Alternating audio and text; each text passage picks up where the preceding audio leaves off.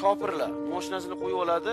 Ertalab ishga ketayotgan paytingizda ham narda o'ynab o'tirgan bo'ladi. Kechqurun qaytayotganingizda ham karta o'ynab o'tirgan bo'ladi. Ha, bugun bo'lmadi dedi. Ey Xudo-da, shunda masjidga kir, namozingni o'qi, to'y tahorat qil, yoshingdan salkam yoshda emas. Mana shunday o'tirgan qancha odamlar bor. Endi shunday shofyorlarni bilasiz, 100lab, 200lab kitob o'qiganlar bor. Hatto o'zini mashinasiga kitob javoni qilib olgan. Umridan unumli foydalanayotgan shofyorlar ham bor. Lekin hayotini rasvoyi jahon qilib ko'chada uni xotiniga tikilib, uni qiziga tikilib ko'chada o'tirib olganlar eng dinimizda yomon ko'rilgan ishlardan biri shu. Abdulloh ibn Mas'ud so'karganlar. "Ey, tur o'rningdan, uyingga kir" derkanlar.